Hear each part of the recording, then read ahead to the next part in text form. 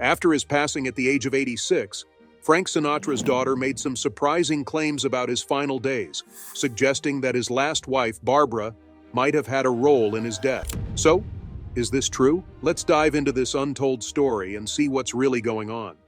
Before we get into what Sinatra's daughter had to say, let's take a look at his background to better understand the man behind the legend. Frank Sinatra, the American singer and actor, was known by a few iconic nicknames like Old Blue Eyes and the Chairman of the Board. He was one of the biggest stars in mid-20th century entertainment. Born on December 12, 1915, at 415 Monroe Street in Hoboken, New Jersey, he was the only child of Antonino, Marty Sinatra, a boxer, and Natalina Garaventa, an Italian immigrant. Sinatra came into the world weighing a hefty 13.5 pounds, around 6.1 kilos. But his birth wasn't easy. He suffered serious injuries, including a ruptured eardrum and severe scarring on his face and neck from forceps. He was revived by his grandmother, who splashed cold water on him until he gasped for air. Sinatra was baptized at St. Francis Church in Hoboken in April 1916. Growing up, Sinatra faced more challenges. As a kid, he had a serious surgery to fix his mastoid bone, which left him with a permanent neck scar. Later, he dealt with painful cystic acne during his teenage years. Despite these struggles, he found strength in his Catholic upbringing, which was an important part of his life. Sinatra's mother, Dolly, was known for her energy and determination. Many of his biographers believe she played a huge role in shaping his personality and boosting his confidence.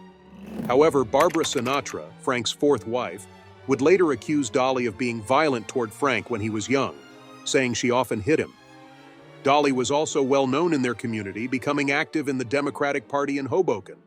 Some say she was also known as Hatpin Dolly for providing illegal abortion services to Italian Catholic women in the area. Sinatra's father, Marty, was a boxer and later became a commander in the Hoboken Fire Department. Although he couldn't read or write, Marty stressed the importance of education, particularly so that his son wouldn't face the same struggles. He pushed Frank to go to Hoboken Stevens Institute of Technology to study civil engineering, and Frank followed through with that plan. As a kid, Sinatra would often hang out at his parents' Hoboken pub, doing his homework or even performing for extra pocket money. His mom, Dolly, would give him money to go out on social trips and buy nice clothes. And during the Great Depression, his neighbors said he was the best-dressed young lad in town because of it. Growing up, Sinatra was extremely underweight, which made him the target of jokes about his skinny frame when he performed on stage. Despite his dad's dream of him becoming an engineer, Sinatra had other ideas. He decided to focus on singing instead. But did his childhood experiences shape his music? You bet. From an early age, Sinatra had a deep love for music, especially big band jazz. He spent his time listening to the likes of J.C. Austin, Rudy Vallee, Russ Columbo, and Bob Eby, with Bing Crosby being his biggest inspiration. On his 15th birthday, his uncle Domenico gave him a ukulele, which he started playing at family get-togethers. Between 1928 and 1931, Sinatra attended David Aru Jr. High School and A.J. Demarest High School, which was later renamed Hoboken High. At Hoboken High, he was in charge of organizing bands for school dances, though he didn't stick around for long. He dropped out after just 47 days, getting into trouble for general mischief. Wanting to please his mother, he enrolled in Drake Business School but left after just 11 months. After the merger of the Jersey Observer and the Jersey Journal, Dolly found out her son was working as a delivery boy for the Journal, where his godfather Frank Garrick also worked. Sinatra later found a job at the Tain and Lang shipyard as a riveter. He started performing in social clubs around Hoboken and even sang on local radio stations like WT and Jersey City. Sinatra eventually made his way to New York, where he sang for his supper and took elocution lessons for $1 each. It was vocal coach John Quinlan, one of the first to recognize Sinatra's remarkable vocal range, who helped him take his voice to the next level. Sinatra took those elocution lessons to improve his speech, helping him fine-tune his delivery. But how did this legendary figure come to have such a strong grasp of music? Did he learn to read music as part of his education? The truth is, Sinatra never actually learned to read music in a formal sense. Instead, he had an incredible ability to pick up music by ear. His career really kicked off in 1935 when his mother convinced a local singing group called the Three Flashes to let him join. This was the start of his professional singing journey. Fred Tamburo, a baritone in the group, remembers that Sinatra idolized them, saying he followed them around like they were rock stars. The only reason they let him in was because Sinatra had a car and could drive the group around. Sinatra quickly realized they were auditioning for the popular Major Beau's Amateur Hour, so he convinced the group to let him join in. Together, they became known as the Hoboken Four, and they landed an audition with Edward Bowes. Thanks to their strong performance and 40,000 votes from the audience, they won the competition, earning a 6-month contract to perform on stage and radio across the U.S. Sinatra soon became the group's main vocalist, much to the frustration of the other members. He quickly became the center of attention, especially with the female fans, and they began to resent the spotlight he was stealing. The group had to rebrand multiple times at Bose's request, taking on new personas like the Sorrows and the Bayon Balis. In 1938, Sinatra managed to land a job as a singing waiter at the Rustic Cabin, a roadhouse in Englewood Cliffs, New Jersey. He was paid just $15 a week for his performances. His first live gig with the ensemble was on the Dance Parade program, which aired on WW Radio in New York City. Sinatra believed this was the big break he'd been waiting for. Despite the low pay, he bragged to his friends that he was going to become so famous no one would ever be able to catch up with him. By March of 1939, Sinatra's connections led him to an audition arranged by a saxophone player who knew him from his time at the Jersey City radio station. This led to Sinatra's first solo recording, a track called Our Love. It was a small step, but an important one in his rise to fame. In June, Sinatra performed at the Paramount Theater in New York City, where bandleader Harry James, who had heard Sinatra sing on Dance Parade, was so impressed that he signed him to a 2-year contract at $75 a week. Sinatra's first commercial album, From the Bottom of My Heart, was released in July, but it sold fewer than 8,000 copies. His subsequent records, including All or Nothing at All, also had poor sales when they first came out. Despite the slow start, Sinatra's vocal training paid off, allowing him to sing 2 notes higher than before. He also expanded his repertoire, performing songs like My Buddy, Willow Weep for Me, It's Funny to Everyone But Me, Here Comes the Night, On a Little Street in Singapore, SRA Barabin, and Every Day of My Life. But what came next in his career?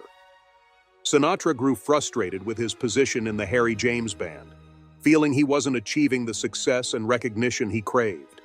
So, in November 1939, he made the bold decision to leave James and join the Tommy Dorsey Band, taking over as the lead vocalist after Jack Leonard. Sinatra's close friend and pianist, Hank Sanacola, played a big part in convincing him to stick with the group. By performing at the Palmer House in Chicago, Sinatra was able to make $125 a week, a nice boost compared to what he was making with James. His performance contract with James was also finally cleared. On January 26, 1940, Sinatra had his first public performance with the Tommy Dorsey Band at the Coronado Theater in Rockford, Illinois, starting the show with Stardust.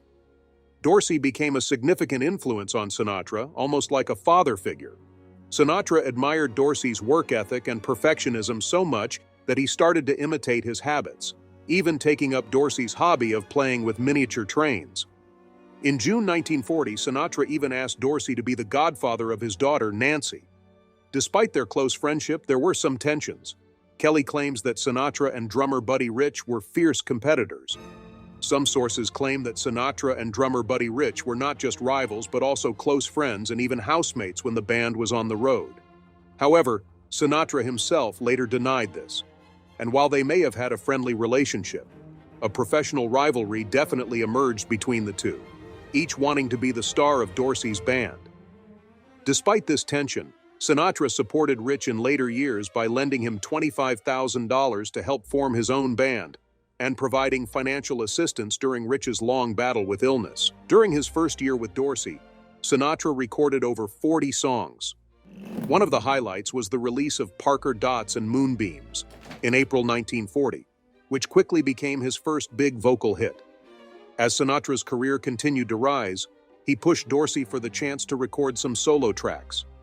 Eventually, Dorsey agreed, and on January 19, 1942, Sinatra recorded Night and Day. The night we called it a day. The song is You, and Lamplighter's Serenade, in a session with Bluebird. Arranger Axel Stoll conducted the session, and when Sinatra first heard the recordings, he was stunned by how good he sounded. He later recalled hearing the tracks at the Hollywood Palladium and Plaza, describing the experience as if he'd never recorded before. So thrilled was he by the results. Stoll noted that Sinatra was so amazed it was almost like he couldn't believe what he was hearing. For Sinatra, this was a pivotal moment in his career, a realization of his potential as a solo artist. This period marked a shift in Sinatra's professional life. After those recordings in 1942, he was determined to go solo and compete with Bing Crosby. However, he was held back by his contract with Dorsey, which gave Dorsey 43% of Sinatra's earnings for life. A legal battle ensued, and by August 1942, Sinatra's dispute with Dorsey had reached its conclusion. According to reports, Dorsey's farewell to Sinatra on September 3, 1942, was cold, with Dorsey supposedly saying, "I hope you fall on your ass." Yet, on the radio, Dorsey maintained a more cordial tone.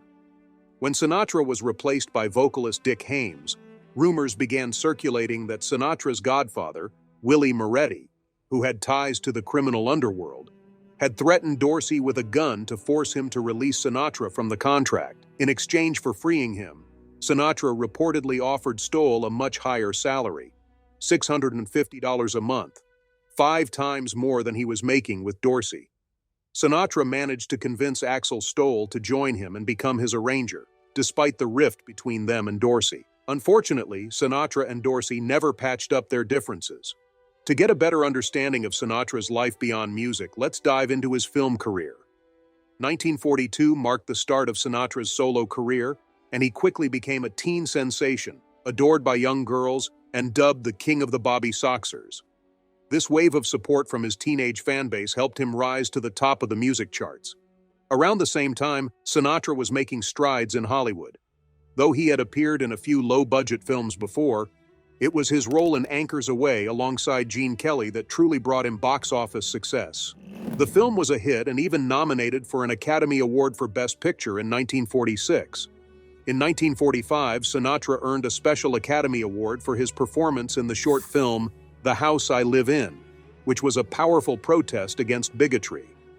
But his cinematic career reached its peak in 1949, when he reunited with Gene Kelly for the MGM musicals On the Town and Take Me Out to the Ball Game. By this time, Sinatra had solidified himself as a triple threat: a top-tier recording artist, a popular stage performer, and a leading man in Hollywood. However, his career took a hit due to his scandalous affair with actress Ava Gardner. This caused a rift in his marriage to Nancy Barbato and hurt both his personal life and his career. His record sales took a dive, and he found himself appearing in less prestigious films like Meet Danny Wilson. A vocal cord hemorrhage further set back his singing career, but Sinatra wasn't finished yet. He fought back and landed the role he had longed for in From Here to Eternity, playing the role of Maggio. His performance won him the Academy Award for Best Supporting Actor. Sinatra's career resurgence didn't stop there. In 1954, he received a nomination for Best Actor for his powerful portrayal of a heroin addict in The Man with the Golden Arm. This performance is often considered the pinnacle of his acting career. Sinatra was a performer who excelled at portraying characters that mirrored his own personality: flawed, passionate, and full of intensity. Sinatra was often called One-Take Charlie because of his acting style, which focused more on spontaneity and energy than striving for perfection. Over the years, he delivered powerful and memorable performances in films like Guys and Dolls, The Joker is Wild, and Some Came Running. In the late 1950s and 1960s, Sinatra also became more involved in producing. He released several successful films, including A Hole in the Head, Sergeant's Three Woes, and Robin and the Seven Hoods. These films, often featuring him alongside his Rat Pack pals Dean Martin and Sammy Davis Jr., were commercially successful. However, Sinatra didn't shy away from serious roles, taking on projects like The Manchurian Candidate, 1962, a film many critics consider his finest work. During World War II, he made his directorial debut with None But the Brave, a groundbreaking collaboration between the US and Japan. The following year, Von Ryan's Express 1965 was a huge box office hit. In 1967, he starred in The Naked Runner, which was shot in both the UK and Germany, and played an assassin again. Later, he took on the role of a private investigator in Tony Rome, 1967, and its sequel, Lady in Cement, 1968. He also appeared in The Detective, a film that explored murders involving wealthy and powerful homosexual men. It was a financial success and pushed the boundaries of what was being shown in film at the time. Despite his successes, Sinatra took a break from acting after his 1970 comedic western Dirty Dingus McGee, which was poorly received. 7 years later, he made his return to the screen with the made-for-TV cop and mob thriller Contract on Cherry Street, 1977. The film was based on William Rosenberg's novel and became a hit, drawing strong ratings. Sinatra played a police officer who becomes a vigilante against the mob and also produced the film. Sinatra made his return to the big screen in 1980 with The First Deadly Sin, playing a grizzled New York detective grappling with a complex case. This marked a full-circle moment in his career, as he had often played detectives and tough guys in his earlier years. His portrayal in the film was gritty and nuanced, proving that even as his career entered its later stages, Sinatra still had the ability to captivate audiences. It was a testament to his versatility and his knack for reinventing himself both on the small and big screens, even after taking extended breaks from Hollywood. Sinatra's final acting role came in 1987, a performance that was understated yet deeply emotional, serving as a perfect bookend to his illustrious career as a leading man. However, one of his most memorable late-career appearances was on the hit TV show Magnum P.I. in 1980. In the episode titled Laura, Sinatra played a retired cop who sought revenge for the brutal murder of his granddaughter. His portrayal of grief and determination was widely praised and reminded audiences of his incredible ability to bring depth to his characters. He also made a brief but notable cameo in Cannonball Run 2, 1984, where he played himself in a tongue-in-cheek role. Though it was a light-hearted appearance, it showed his ability to poke fun at his larger-than-life persona. By the late 1980s, Sinatra had gracefully stepped away from acting, choosing to focus on his music and live performances, though his legacy as an actor remained intact. Beyond his professional achievements, Sinatra's personal life was a dramatic saga of romance, heartbreak, and scandal, with his marriages often making as many headlines as his career. He was married 4 times, and his love life was filled with a string of high-profile relationships and broken engagements. At one point, it was rumored that he was engaged to both actress Lauren Bacall and dancer Juliette Prowse at the same time, a reflection of the whirlwind nature of his romantic entanglements. His first marriage was to Nancy Barbato, a secretary he met as a teenager in his hometown of Hoboken, New Jersey. The two married in 1939 when Sinatra was in his early 20s. At the time, they were struggling financially, and their early years together were modest. After their wedding, they quickly returned to their low-paying jobs to make ends meet. Nancy played a significant role in supporting Sinatra during the early days of his career, providing stability and warmth. Known for her exceptional cooking skills, she often prepared Sinatra's favorite Italian dishes, including his beloved spaghetti and meatballs, as well as apple pies that he raved about to friends. However, as Sinatra's fame skyrocketed in the 1940s, so did the temptations of Hollywood. His affairs with high-profile women, including screen sirens like Lana Turner, Marilyn Monroe, and Angie Dickinson, took a toll on their marriage. Despite Nancy's efforts to maintain their home and family life, the strain became too much. In 1951, after years of rumors and heartbreak, the couple divorced. Despite their separation, the pair remained connected through their 3 children, Nancy Jr., Frank Jr., and Tina. Sinatra maintained a deep respect for Nancy Barbato throughout his life, and she continued to be an important figure for their children. Sinatra's second marriage, to actress Ava Gardner, began almost immediately after his divorce from Nancy in 1951. Their union was a fiery, passionate whirlwind that captivated the media and fans alike. Gardner, one of the most beautiful women in Hollywood at the time, matched Sinatra's charisma and temper. Their relationship was marked by dramatic arguments, jealousy, and intense love. The couple often made headlines for their public fights, yet they remained deeply drawn to each other. Gardner later admitted that Sinatra was the great love of her life, even though their marriage ended in divorce in 1957. The strain of their high-profile lives, coupled with Sinatra's career struggles during the 1950s, ultimately led to the unraveling of their relationship. Despite the turbulence, Gardner's influence on Sinatra was undeniable.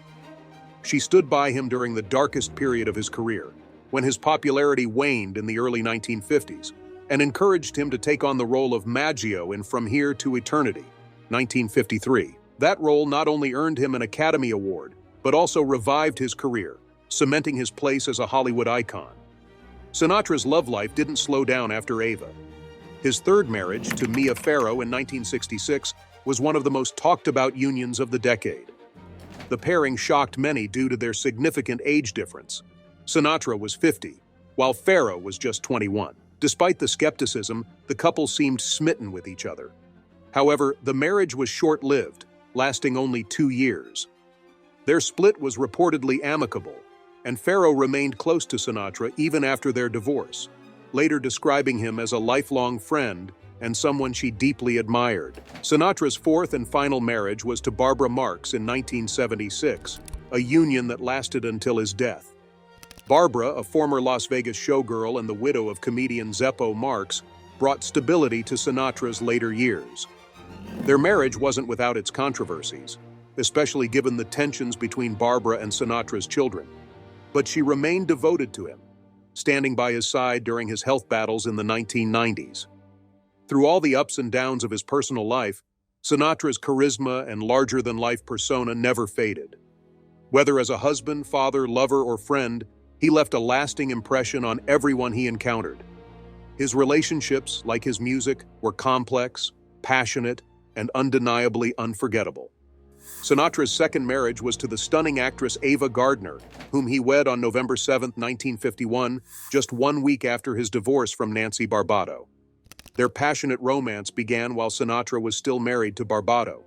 The couple spent their honeymoon in Miami and Cuba, but their 6-year marriage was marked by instability. Gardner, wary of the tumultuous relationship, declined to have children with Sinatra. His daughter Tina later noted that Sinatra had finally found someone who matched his intensity in Ava, even though their marriage did not last. Sinatra was deeply affected by Gardner's death in 1990, 23 years after their divorce. Sinatra's third marriage was to actress Mia Farrow in 1966 when she was just 19 and he was 48. Their whirlwind romance led to a brief marriage, with the couple tying the knot at the Sands Hotel in Las Vegas. However, their marriage was short-lived. Farrow was working on Rosemary's Baby when Sinatra served her with divorce papers. In interviews, Farrow revealed that Sinatra had issues with her acting career and had hoped she would quit working. Farrow admitted that had she put her career on hold, the marriage might have survived. Despite the divorce, Farrow hinted at a deeper connection, even suggesting that Sinatra could have been the father of her son, Ronan Farrow, born in 1987. She later stated that Sinatra was the love of her life and that she adored him until his death. Sinatra's final marriage was to Barbara Marx in 1976, and this union lasted until his death in 1998. Their relationship was much more stable compared to his previous marriages, and Barbara remained his partner until the end of his life. Sinatra's longest marriage was to Barbara Marx, which lasted from 1976 until his death in 1998. Barbara, a model and socialite who had previously been married to actor Zeppo Marx, had met Sinatra in the 1950s when he was still married to Ava Gardner. Despite their early encounters, their romantic relationship did not begin until later. They established significant charitable initiatives together, including the Frank Sinatra Celebrity Invitational Golf Tournament and the Barbara Sinatra Children's Center. Barbara later explained that their marriage was successful because they were first friends before becoming romantically involved, which she believed laid a strong foundation for their relationship. Regarding the rumors about Sinatra possibly being the father of Mia Farrow's son Ronan, Barbara strongly denied the claims, calling them false and a load of crap. Sinatra's infidelities later in life were a source of concern for her, but their relationship lasted until his death. Barbara passed away in 2017 at the age of 90. After Sinatra's death, his daughter, Nancy Sinatra, revealed that she was not informed about her father's deteriorating health until after he had passed away. This caused her immense sadness, as she was not there to be with him during his final moments. Nancy expressed her sorrow over not being present for her father, calling it her biggest sadness. Sinatra had been battling various health issues in his later years, including heart and breathing problems, high blood pressure, pneumonia, and bladder cancer. His health worsened after a heart attack in 1997, and he was frequently hospitalized before passing away in 1998. Frank Sinatra wasn't one for public appearances towards the end. The last time anyone saw him out and about was back in January 1997, when he had his first heart attack. But just a month before he passed, his wife Barbara reassured the Las Vegas Sun that he was doing just fine. She dismissed the rumors, calling them ridiculous, saying, "You wouldn't believe it, but he's doing great. He's strong, moving around, and we're having a lovely time becoming even closer." On the evening of May 14, 1998, Frank Sinatra took his final bow after suffering another heart attack. He passed away at Cedars-Sinai Medical Center in Los Angeles with his wife Barbara by his side. He was 82 years old. As doctors worked tirelessly to stabilize him, Barbara urged him to keep fighting, holding on to hope. But in his last moments, Sinatra uttered the heartbreaking words, "I'm losing." This marked the end of a life that had touched millions and left an indelible mark on music, film, and popular culture. Later, Sinatra's daughter Tina revealed that she and her siblings weren't informed about their father's final hospitalization. She suspected this was intentional, leading to only Barbara being there with him in his final moments. For Tina and her sister Nancy, this added another layer of sadness and tension to an already painful loss. The day after Sinatra's passing, the world paused to honor the man known as Old Blue Eyes. Across the country, tributes rolled in, capturing the depth of his influence. The Empire State Building glowed blue in his memory. The Las Vegas Strip dimmed its dazzling lights, and casinos fell silent for a full minute. In that brief pause, the world acknowledged the loss of a legend. Meanwhile, Sinatra's music saw a surge in popularity, with record sales spiking globally, a testament to the timelessness of his art. 6 days later, on May 20, 1998, Sinatra's funeral was held at the Church of the Good Shepherd in Beverly Hills, California. The service drew around 400 mourners, including many from the entertainment industry, while thousands of fans gathered outside the church, desperate to pay their respects to the man whose music had become the soundtrack of their lives. Hollywood icons Gregory Peck and Tony Bennett, as well as Sinatra's son, Frank Jr., delivered heartfelt eulogies, each recounting personal memories and the profound impact Sinatra had on their lives and careers. Sinatra was laid to rest at Desert Memorial Park in Cathedral City, California, dressed in a sharp blue suit that symbolized his signature style and class. His final resting place was near the graves of his parents, a humble yet meaningful tribute to his roots. Family members placed keepsakes in his casket, items that reflected the man he was in private. A bottle of Jack Daniels, Tootsie Rolls, Camel cigarettes, and a Zippo lighter accompanied him, while his daughter Tina added 10 dimes, a nod to his habit of carrying spare change for phone calls. His memorial plaque bore the inscription, "The best is yet to come," a fitting tribute to a man whose music promised hope and joy even in the face of sorrow. Despite the heartfelt tributes, there was no escaping the family tensions that bubbled beneath the surface. According to Palm Springs Life, rumors about Sinatra's death circulated widely, including claims that his children had been present in his final moments. Sinatra's daughters, Nancy and Tina, quickly set the record straight. Nancy explained in an interview, "We were just 5 minutes away from the hospital when we found out he had passed, just moments earlier." Tina, meanwhile, shed light on the strained relationship between their family and Barbara, Sinatra's wife. She revealed that the tension between them made an already devastating loss even more complicated. "Losing Dad was incredibly difficult and traumatic for all of us," Nancy admitted, "but we did everything we could to be there for him." Despite the family dynamics, the love and respect for Sinatra shone through in the way his loved ones and the public chose to honor him. For millions around the world, Sinatra wasn't just a singer or an actor. He was an icon. His voice carried the pain, joy, and romance of life itself, making him a universal symbol of elegance and emotion. His songs weren't just music. They were a way of life, with lyrics that resonated across generations. As President Bill Clinton said in his tribute, Frank Sinatra wasn't just a musical legend, he was a symbol of America itself. His voice, his style, his swagger, it all captured something uniquely American. He did it his way, and we're all better for it. Clinton recalled meeting Sinatra after becoming president and reflected on the charm and charisma that had captivated fans for decades. Even in death, Sinatra's legacy as a true legend of the 20th century lives on. His music and movies remain a reminder of a bygone era of glamour and sophistication. And though millions around the world felt the sting of his loss, the world continues to smile, knowing that Sinatra truly did it his way. When President Bill Clinton heard the news of Sinatra's passing, he and Hillary were deeply saddened. Clinton shared, "Frank Sinatra was more than a musical legend. He was an icon of America itself. Fans called him the Voice early on in his career, and it was easy to see why. His voice had it all: power, nuance, street smarts, wit, heartbreak, and a charm that drew you in." Over time, Sinatra became more than just a singer. He was a well-rounded performer, dazzling audiences on both stage and screen. From comedies and dramas to musicals, he left an unforgettable mark. Sinatra even founded one of the most influential record labels in the world. Throughout his career, he racked up countless honors, including 9 Grammy Awards, an Academy Award, and the Presidential Medal of Freedom. Beyond music and acting, he dedicated himself to humanitarian work. Clinton reflected, "I never got to meet Frank until I became president, though I was a lifelong fan. Once I did, I had the chance to share a meal with him and see up close the charm and brilliance that captivated fans everywhere.